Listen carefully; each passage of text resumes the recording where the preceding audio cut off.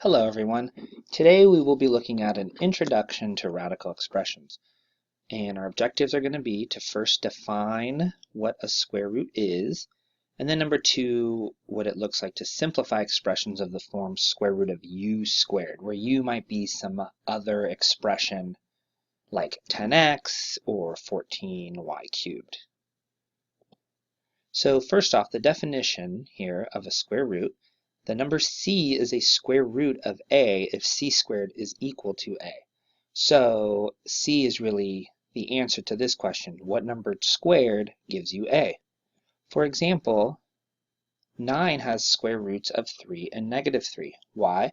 Because both 3 squared is equal to 9 and negative 3 squared is equal to 9. And 36 has square roots of 6 and negative 6. Why? For pretty much the same reason that either positive or negative 6, when you square it, is going to produce you 36. And negative 16 has no real square root because there turns out to be no solution to this equation. What number squared is equal to negative 16? Since the left side of that equation is a perfect square and the right side is negative, there's no way that a perfect square could equal a negative number. So the fact that there are two square roots might be confusing. So a notation was invented to indicate which of the square roots is the non-negative one. So the principal square root of a non-negative number is its non-negative square root, and we used that symbol right there, which you should be familiar with or have seen before. And that's used to indicate what we call the principal square root. Remember, that one is the non-negative root. So non-negative means that you're greater than or equal to 0. So for example, the square root of 9 would be 3. We saw before that the square roots of 9 were 3 and negative 3, but when we use that symbol, we mean the positive one. And similarly, the square root of 25 is 5. Again, why? Because 5 is a non-negative number such that 5 squared is equal to 25.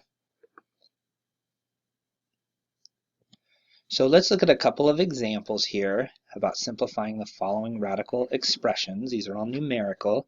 So notice in A, that's not a violation because there's not a negative underneath the radical. It's out in front. And so if you just carry the negative down, and we notice that 100 is 10 squared, then the square root of 10 squared is just going to be 10 with the negative carrying down.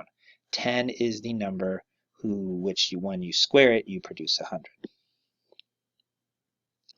And the second one there, square root of 81 over 144, again we'll invoke the same strategy as in part A, just on the numerator and denominator.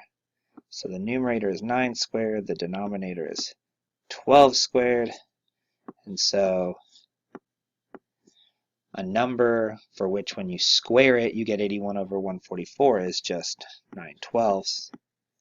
Now notice, as always, we should think about ourselves, could we simplify this even more? And yes, both 9 and 12 are divisible by 3, so the final answer is 3/4.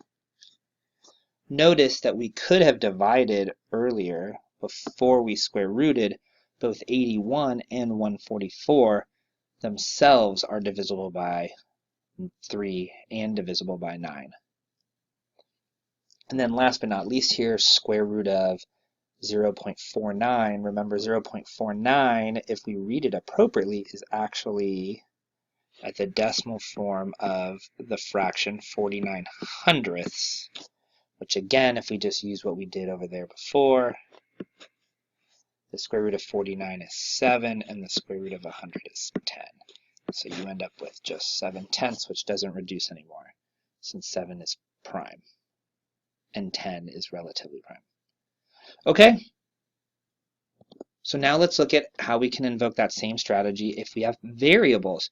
Now instead of just 100, we have 100x squared. Well, we saw that 100 was 10 squared, and x is just x squared. So if we write 100x squared, or think of 100x squared as 10x quantity squared, then the square root of that is just 10x. So same type of thing, and that actually happens no matter the value of the exponent of the variable, as long as the exponent is even. Because again here with the second example, square root of y to the 14th,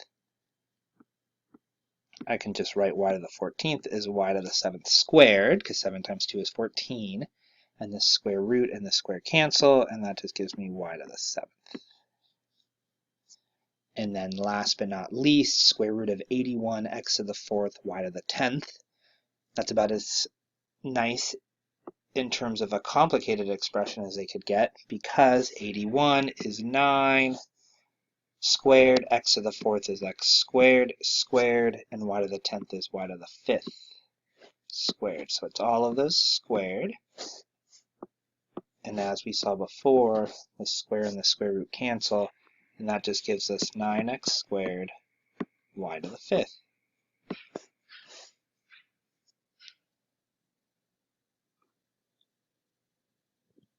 And so that concludes our video about introduction to radical expressions.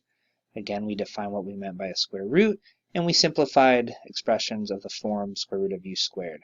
That is where the radicand, the thing in the square root, is a perfect square. Your next step would be to look at how to simplify expressions where it's not a perfect square. Thank you, and have a nice day.